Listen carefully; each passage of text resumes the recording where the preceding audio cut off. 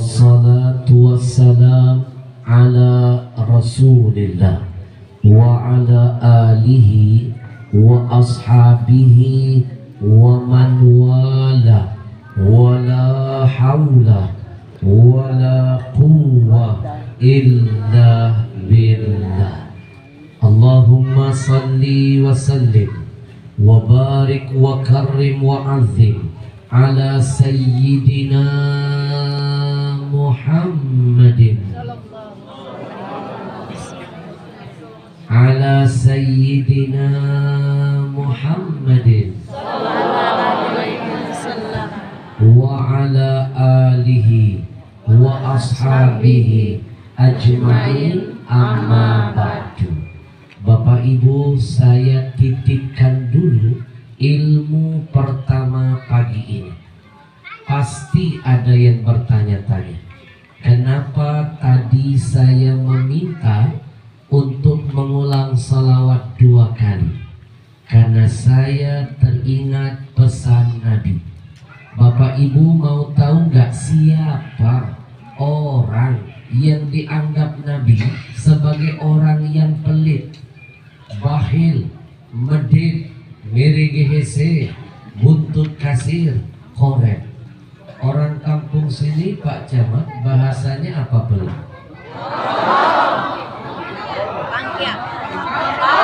Pangkia. Ini planet apa Pak Camat?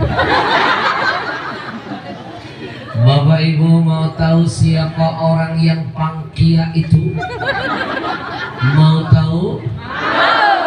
Menurut Nabi, siapakah orang yang bakhil itu? Mau tahu? Yang kompak mau tahu? Jangan kemana-mana setelah yang lagi syuting. Jawabannya hadis Nabi yang satu ini. Al-bakhilu alladhi man dzukirtu indahu falam yusalli alayya. Orang yang pangkia itu adalah orang-orang yang ketika namaku, kata Nabi, disebut, telinganya mendengar, tapi sayang mulutnya diam, tidak membalas salawat untukku. Itulah orang-orang yang pangkia menurut Nabi. Padahal survei membuktikan Allah saja beserta seluruh para malaikatnya ila yaumil qiyamah, sampai kiamat, tidak ada kata berhenti untuk terus bersalawat kepada Nabi. Innallaha wa malaikatahu yusalluna 'alan nabi ya ayyuhalladzina amanu sallu 'alaihi wa sallimu. Satu kali kita baca istighfar hanya satu dosa yang dihapuskan Allah. Satu kali kita bersalawat 10 dosa dihapuskan, 10 pahala ditambahkan, 10 derajat dinaikkan, 30 berbanding 1. Rugi yang tidak gemar salawat kepada Nabi. Biar tambah berkah majelis hari ini, kita bersalawat dulu sama-sama. Mau? 50 orang. Sekali lagi, mana semangatnya? Mau? Kayak terpaksa. Hadirkan hatinya, kita bersalawat kepada Rasul. Sallallahu ala Muhammad. Sallallahu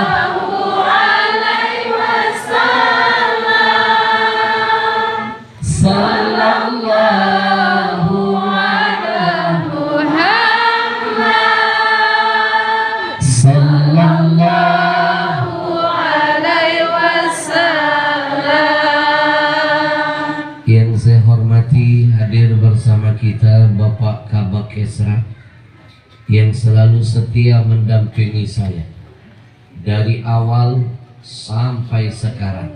Beliau mengawal saya. Bu, saya saya diajak keliling-keliling oleh beliau. Kadang-kadang masuk desa, keluar desa, saya merasa jadi orang desa. Kadang-kadang saya dibawa beliau masuk kampung, keluar kampung, saya merasa jadi orang kampung. Kemarin saya pernah dibawa beliau masuk hutan, keluar hutan, saya merasa. Siapa yang bilang aku? Saya laporkan dengan polisi. Ini kena pasal perbuatan tidak menyenangkan.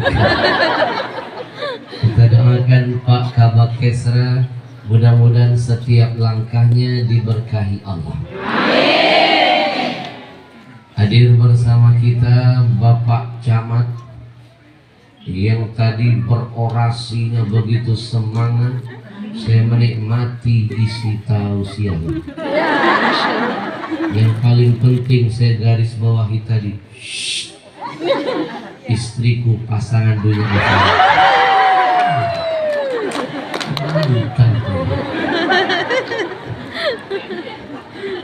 Paling tidak ini sebagai bukti bahwa tidak semua laki-laki seperti yang di ibu bapak ini tuduhkan. Masih ada lelaki-lelaki hebat. Saya terharu, ada teman saya begitu istrinya meninggal dunia, Masya Allah Pak Kabak, menangis dia meraung-raung, tidak kuat berpisah istrinya, sampai dipegang-pegang dia teriak-teriak, mirip kayak Pak Camat.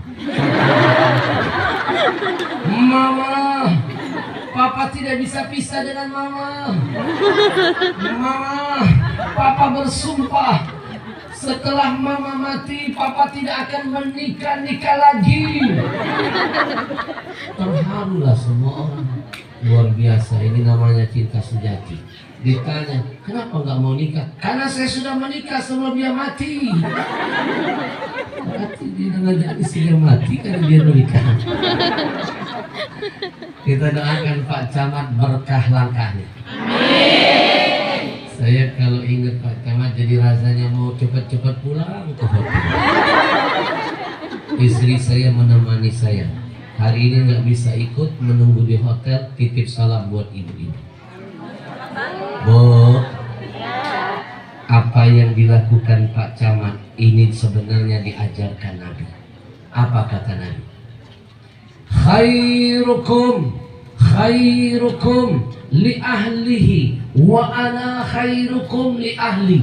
Kata Nabi, sebaik-baik kamu wahai para suami adalah siapa orang yang paling perhatian dengan pasangannya dan paling bertanggung jawab dengan anak-anaknya. Aku Muhammad, kata Nabi, suami yang paling sayang dengan pasanganku dan bertanggung jawab dengan keluargaku.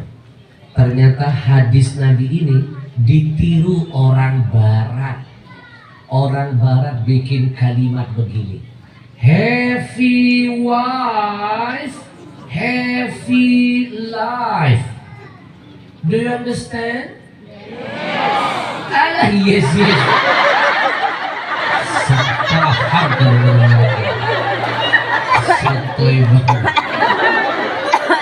Yes. Padahal kata orang saya aja nggak paham katanya.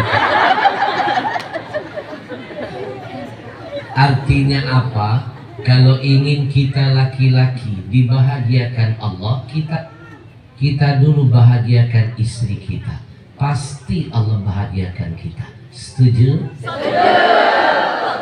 Bu, romantis dengan pasangan sunnah. Berarti Pak Camat sudah mengamalkan sunnah. Romantis dengan pasangan orang dosa. Nabi terkenal romantis. Sejarah membuktikan tanda romantis Nabi. Nabi panggil istrinya dengan panggilan sayang. Aisyah contohnya. Ibu kenal istri Nabi yang bernama Aisyah?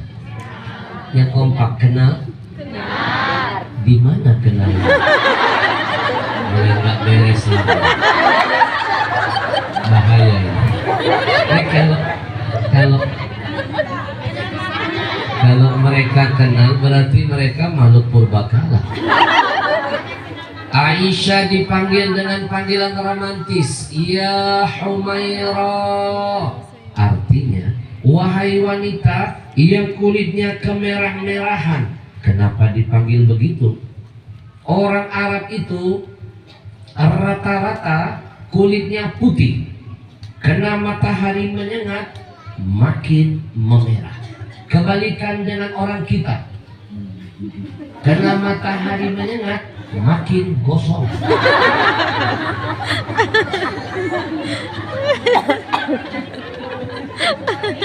Teman saya ada yang kebablasan, kepengen niru Nabi, nggak ada ilmu, kebablasan. Dia pulang ke rumah, dia lihat istrinya, kulitnya hitam legam. Dia panggil apa? Iya, Hajar Aswad. Batu hitam, dihajar. Bu, kalau nggak bisa dengan kata-kata, cukup dengan gaya. Cinta bisa akan sampai di hati. Ada orang yang sulit berkata-kata, tapi jangan lupa bisa lewat gaya. Cinta bisa diekspresikan begini.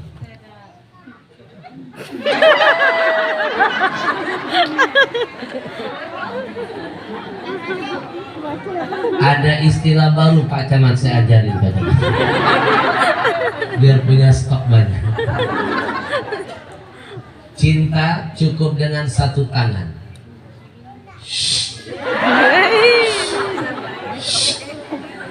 Saya belajar ini dari ibu-ibu Pak Camat.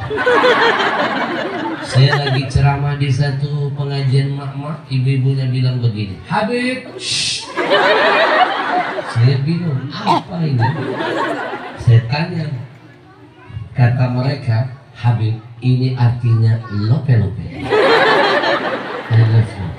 Aku cinta kamu. Oh, ini cinta. Saya pinjamlah gaya itu Pak Camat. Saya praktekkan dengan istri saya. Pak Camat bayangkan dari masjid sampai ke rumah tangan saya begini. Karena saya jaga cinta saya. Nyampe depan rumah Pak Camat saya praktekkan. Saya panggil istri saya. Sayang. Istri saya bingung lalu bertanya, Habib, Habib, itu artinya apa? Saya jelaskan. Kata emak-emak ini artinya lope-lope. Mendengar artinya cinta, Pak Camat tahu nggak istri saya membalas cinta saya dengan gaya tangan yang sama, tapi makna beda. Istri saya menjawab, sayang,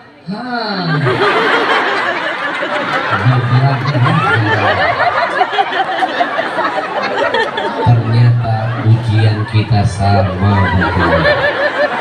Di mana-mana yang namanya istri UUC, ujung-ujungnya cuan. Hadir bersama kita mungkin segenap para kades-kades. Mohon maaf saya tidak bisa memuliakan satu persatu. Percayalah di hati saya ada rasa cinta, sayang, hormat untuk semuanya. Bu, ya. Saya bangga hadir di Kecamatan Parigi. Apakah ini kampungnya Eli Sugidi?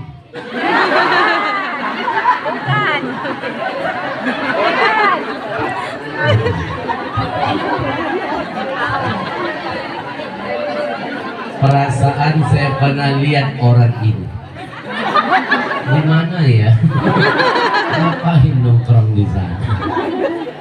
Bapak Ibu yang tidak saya lupakan, segenap hadirin hadirat yang berbahagia, izinkan saya mengucapkan juga ribuan terima kasih. Hadir bersama kita ada Pak Burhan. Oh, Pak Kades, Kadispora. Mudah-mudahan Allah berkahi abang dan keluarga. Tadi saya dengar hadis juga hadir juga anggota dewan.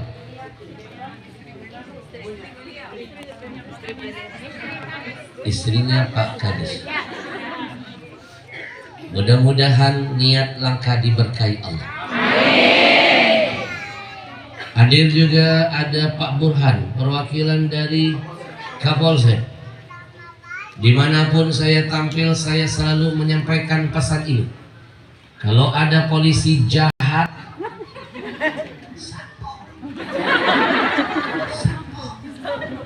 tolong jangan bilang Polrinya, itu hanya oknumnya. Masih banyak polisi baik lainnya insya Allah. Salah satunya hadir di tengah-tengah kita. Saya hormat dengan polisi yang soleh. Saking hormatnya, jangankan polisi itu sedang bertugas, polisi tidur pelan-pelan saja waktu. Tidurnya saja saya hormati, apalagi bangun. Mudah-mudahan abang dan anggotanya diberkahi dalam setiap langkahnya.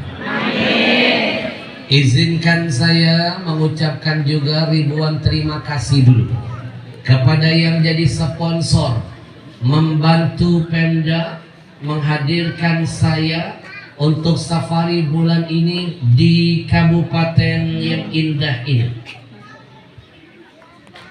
Untuk sampai di sini perjuangan saya berat. Dari Jakarta saya naik pesawat turun Makassar. Pesawat besar. Makassar bau-bau pesawat kecil. Dari bau-bau saya naik mobil 6 jam ke Camat, ke Buton Utara. Dari Buton langsung ke sini. Ibu tahu perjuangan saya dari bau-bau saja ke Buton 6 jam. Itu jalannya Masya Allah mulus.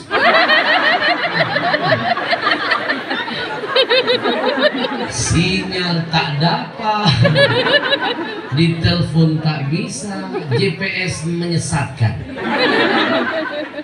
kanan kiri tidak ada penampakan. Sepanjang jalan saya merasakan jangan-jangan inilah jalur Sakaratul Maut. Tapi untung saya ingat pesan guru saya, al-ujur bigadri ta'ab. Kata guru saya, makin besar rintangan itu, makin besar ganjaran dari Allah yang kau dapatkan.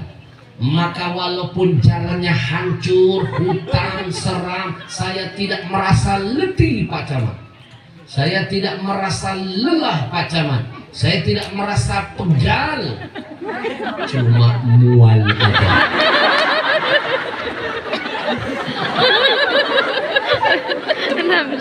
Siapa yang berjasa menghadirkan saya bulan ini safari di Sulawesi Tenggara ini? Mereka adalah anak-anak muda usianya, mantap jihadnya. Saya panggilkan mereka. Mereka membentuk komunitas namanya Gencar. Apa artinya? Gerakan Cinta Rasulullah. Tepuk tangan buat mereka. Bu, yang membiayai, yang menghadirkan saya mereka tahu. Jarang anak muda, jarang sekarang anak muda masa mudanya mau dipakai untuk dakwah, itu jarang. Ibu tahu nggak, dari Jakarta untuk sampai ke sini saya naik 2 kali penerbangan. Biaya tiket pesawat saya mahal. Yang bayar mereka. Nikmat apa lagi yang kau dustakan? Tanya Pak Camatnya, tidak dibebankan biaya tiket saya sedikit pun. Nikmat apa lagi yang kau dustakan? Ingat sindiran Allah dalam Quran. Fabi ayyi ala'i rabbikuma tukadziban. Pak Camat, saya bangga loh hadir di sini. Ibu-ibunya cinta dengan Quran. Saya cukup kasih kode begini, mereka langsung melanjutkan. Nggak kayak kemarin Pak Camat, di desa mana tangan saya sudah begini-begini, ibu-ibunya diam semua. Tiba-tiba ada seorang nenek-nenek sendirian berdiri langsung berkata, sedekah. Ajak berantem gitu.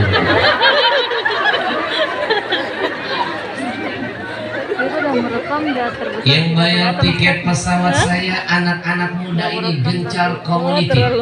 Saya keliling Indonesia, berdakwah di mana saja, saya nggak pernah pergi sendirian. Saya bawa gerbong. Kemana saja saya pergi, saya bawa gerbong. Diperbesar, diperkecil. Saya panggilkan diperkecil layarnya.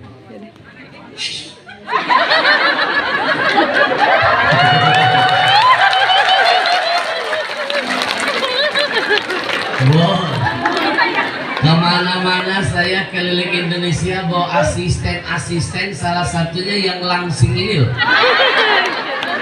Tiket saya saja mahal, apalagi tiket makhluk ini. Ini kalau naik pesawat biayanya diminta 2 kursi. Kadang-kadang saya kesian kalau lihat dia ikut saya naik pesawat transit. Otomatis kan pesawatnya kecil.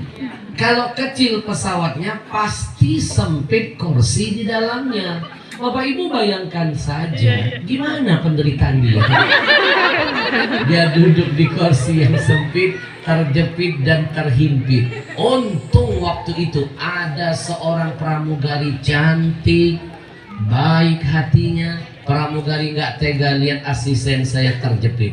Pramugari mendekat kepada asisten saya. Lalu pramugari berkata, "Abang, kalau seandainya abang susah duduk di kursi yang sempit ini, bolehkah kami tawarkan solusi buat abang? Abang kami bagasikan saja."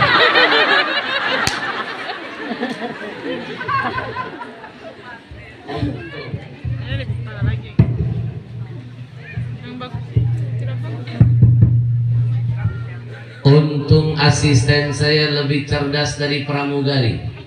Lalu dia jawab solusi pramugari dengan meminjam bahasa iklan yang sedang ngetop di TV. Apa kata dia? Solusi buat elo, masalah buat gue. Bu, yang bayarin tiket pesawat saya mereka. Makan minum saya pun yang nanggung mereka. Makan pagi, makan siang, makan malam, makan terus orang itu. Karena jangan dia lagi mau makan. Bu, biaya makan saya saja mahal, apalagi biaya makan dia. Jangankan urusan makan, urusan minum saja dia beda dengan saya. Saya minum botol, dia minum galon. Hotel Pak Camat 5 kamar hotel saya. 5 kamar yang bayar siapa? Mereka. Pak Camat tidak dibebankan sedikit pun. Nikmat apa lagi yang kau dustakan? Mobil, 2 mobil yang bayar sewa antar jemput saya ke sini mereka. Pak Camat dan Pak Kades nggak dibebankan sedikit pun. Nikmat apa lagi yang kau dustakan? Bahkan siang ini Pak Camat, panitia tidak perlu memberikan kepada saya 1 rupiah pun. Saya dihadirkan di sini betul-betul gratisan. Rugi betul yang nggak mau memanfaatkan keberadaan saya. Rugi. Belum tentu sejarah ini akan terulang kedua kali. Betul? Kalau kecamatan ini mau mengundang saya pribadi, mahal. Yang mahal ongkos, bukan saya. Saya belum berdiri di sini Pak Camat, saya pastikan keluar ongkos mahal. Beli tiket pulang pergi, main ke kantor manajemen. Ini kayaknya lemah syahwatnya. Tes baterinya, jual saja. Tes. Bu, saya kalau sama Pak Camat kalau mau manggil saya pribadi mahal. Pergi dulu ke Jakarta, ongkos mahal pasti keluar. Nyampe ke Jakarta, main dulu ke kantor manajemen, ngecek jadwal dulu. Biasanya belum dijawab. nunggunya 6 bulan sampai 1 tahun baru kebagian jadwal. Tapi hari ini saya dihadirkan tanpa ngantri, jalur khusus, wasilah juga Bapak Kabakesan. Nikmat apa lagi yang kau dustakan? Betul? Belum tentu bisa melihat saya live begini. Selama ini cuma lihat saya di TV kan? Sebenarnya saya juga sering lihat mak-mak dari TV. Bu, belum tentu Pak ada anak-anak muda yang mau menghabiskan masa mudanya untuk Allah seperti ini. Bapak Ibu mau tahu anak-anak muda yang lain di negeri ini apa kerjaannya? Masa muda sibuk tawuran, narkoba, kebut-kebutan, geng motor, main slot. Bahkan tidak sedikit Pak Camat, anak-anak muda sekarang masa mudanya sudah tidak hormat-hormatnya dengan yang lebih tua. Betul? Saya kasih contoh, beberapa bulan yang lalu ada video yang viral beredar di negeri kita. Cerita tentang anak muda zaman now. Mereka 3 remaja naik motor seragam pramuka, lalu mereka berhenti di pinggir jalan. Ketemu seorang nenek tua. Si nenek itu bukannya ditolong, bukan dihantarkan pulang. Si nenek itu malah ditendang. Terjatuh si nenek, menangis kesakitan, berlari ketakutan. Bapak Ibu nonton gak video yang viral ini? Yang kompak nonton gak? Demi Allah, siang ini saya bersumpah, dengarkan sumpah saya. Demi Allah, video yang tadi Bapak Ibu tonton, cerita tentang anak remaja yang menendang nenek-nenek, itu kejadian sebenarnya. Demi Allah, itu di depan mata saya. Makanya saya bisa bercerita begini di depan mata saya, Pak. Tapi saya nggak bisa menyelamatkan si nenek karena kejadiannya secepat kilat. Saya hanya bisa mengusap dada, mengutuk anak itu semua. Saya hanya bisa meneteskan air mata, menangis saya. Tapi saya nggak bisa menyelamatkannya walaupun di depan mata. Demi Allah, di depan mata saya. Demi Allah, di depan mata saya. Saya kan lagi buka TV.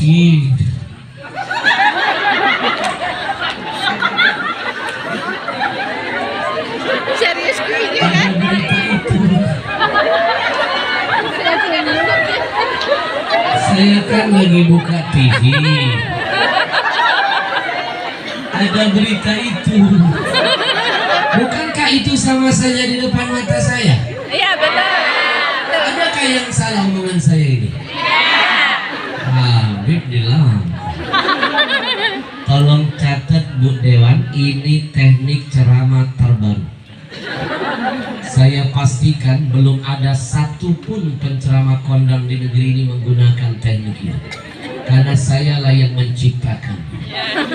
Jadi kalau nanti ada penceramah lain menggunakan teknik seperti ini, ketahuan itu copy paste Al-Habsyi. Bu, maaf ya, ada yang terlanjur sudah meneteskan air mata.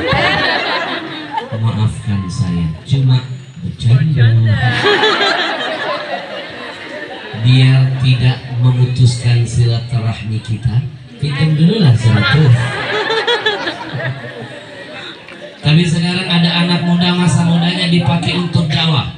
Dari kabupaten ke kabupaten, dari daerah ke daerah. Bukan cuma saya, insya Allah berbagai macam ustadz lain akan mereka hadirkan, berbagi ilmu untuk semua yang ada di negeri ini. Bu, sebelum kita masuk ke inti tausiah, saya ajak Bapak Ibu beramal, kita masuk surga berjamaah. Mau? Jangan biarkan anak muda ini berjuang sendirian. Ayo mantapkan barisan, rapatkan barisan, mantapkan langkah, kita amalkan firman Allah, wa ta'awanu 'alal birri wat taqwa. Allah suruh kita tolong menolonglah terus menerus dalam kebaikan dan ketakwaan. Saya ajak Bapak Ibu, saya mulai dari diri saya, siapkan infak terbaik, nanam saham akhirat, senangkan Rasulullah, jemput berkah buat kita dan keluarga kita. Karena dalam kebaikan ada keberkahan, dalam keberkahan mengalir kebahagiaan. Gak ada ceritanya orang yang rajin sedekah jatuh miskin. Yang ada faktanya, makin kencang sedekahnya, berkah hartanya, nambah usahanya, bahagia hidupnya. Saya mulai dulu dari saya. Bu, saya dihadirkan di sini gratis, tidak terlepas jihad, dukungan, bantuan dari jamaah-jamaah sebelum tempat ini.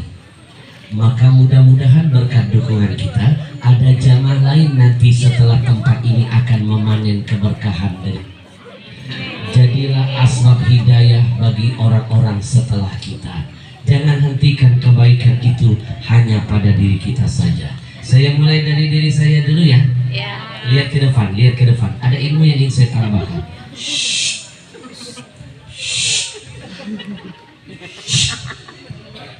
Bismillahirrahmanirrahim.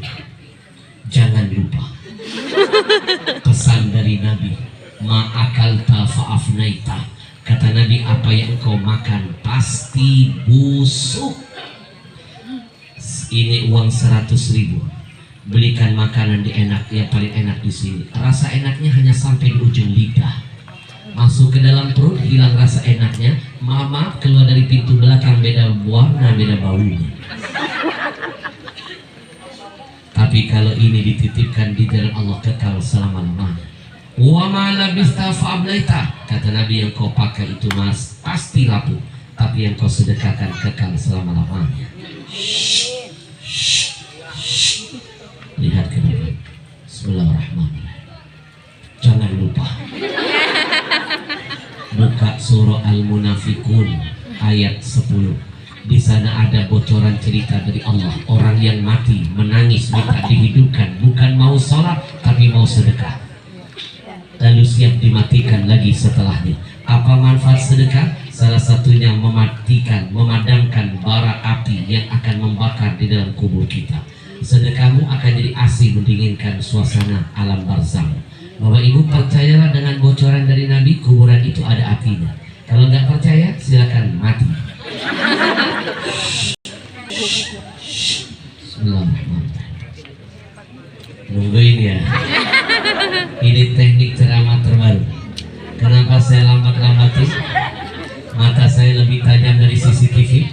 Nampak ada yang duduknya gelisah, jangan-jangan ketinggalan dompet di rumah. Makanya saya lambat-lambatin biar ngasih waktu ke dia, nyewek teman sebelah sambil berkata, pinjam dulu Mas. Ayo siapkan infak terbaik, sedangkan Rasulullah pasang niat, ya Allah dengan sedekahku jadikan anak cucuku ada yang jadi penghafal Quran, pejuang agama, ulama besar, berkahi desa ini, kampung ini tutup dengan Al-Fatihah. Kita ini dengan salam. Sallallahu alaihi